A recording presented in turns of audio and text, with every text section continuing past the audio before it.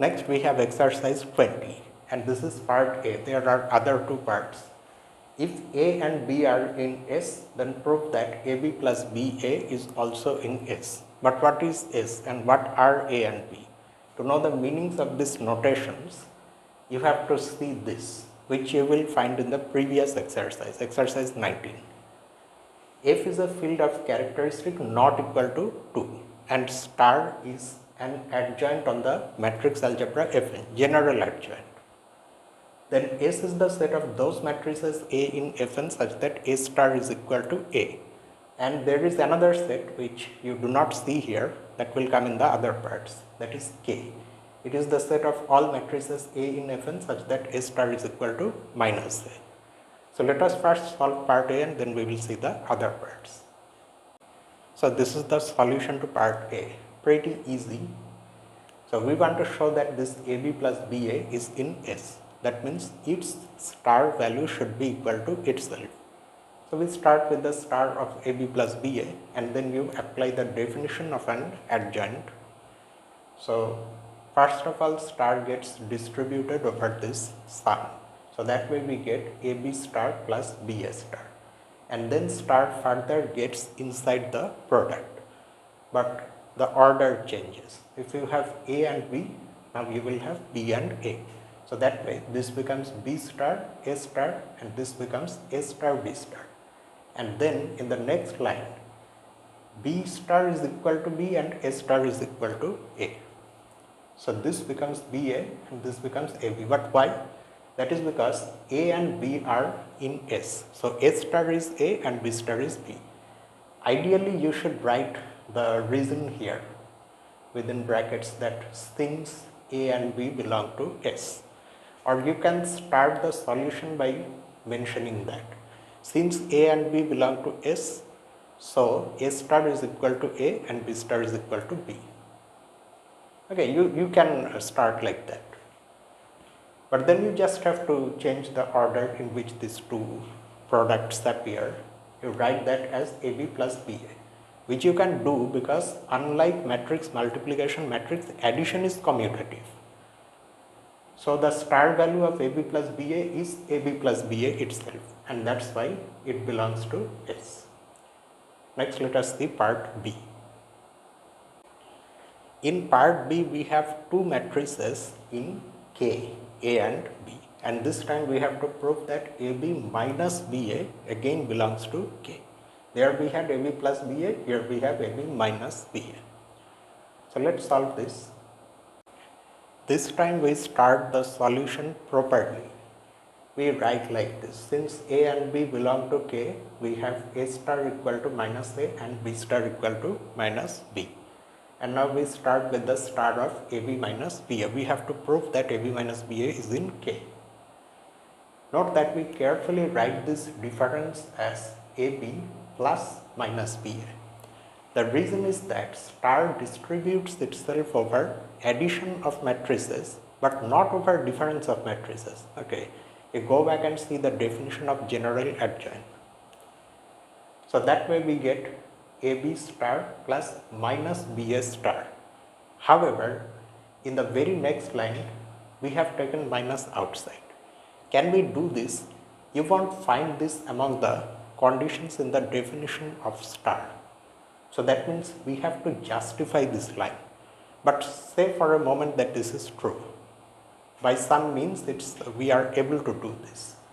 And let us see then next what happens. So this AB star becomes B star A star, we already know. That is a part of the definition of star. Similarly here BA star becomes A star B star. Now we have to replace B star by minus B and A star by minus A, and that's what we do. Minus B times minus A minus A times minus B. Minus B times minus A becomes BA, minus A times minus B becomes AB, and then this can be BA minus AB can be written as minus of AB minus BA. So the star of AB minus BA is the negative of AB minus BA, and hence AB minus BA really belongs to K, provided now somehow we justify this step. So that's what we see next. So this is the justification of this step. let C be any n by n matrix in Fn. And then we consider the matrix 0 star plus C star, where 0 is of course the n by n 0 matrix. Because star distributes itself over matrix addition, so in place of this sum you can write 0 plus C whole star, and 0 plus C is C, so that way we get C star. So from the equation 0 star plus C star equal to C star, we of course get this conclusion that 0 star has to be the 0 matrix itself.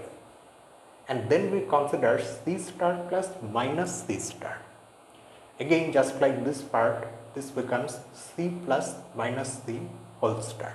And C plus minus C is the 0 matrix, so that is 0 star here. But that is equal to 0, just now we have shown, so we have 0 here. So that means when we add C star and minus C whole star, we get the 0 matrix. So from this equation, you then conclude that minus C whole star should be equal to minus C star. So that way, you can actually take minus outside the star, the adjoint.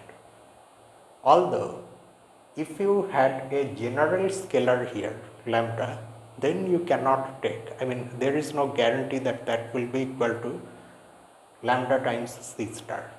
In fact, while introducing this general adjoint in the text, if you go to that part, you will see that this has been discussed. But we have got what we wanted. So the solution to part B is now complete. Let's now go to part C next. So this is part C. Here we have a matrix A in S and another matrix B in K.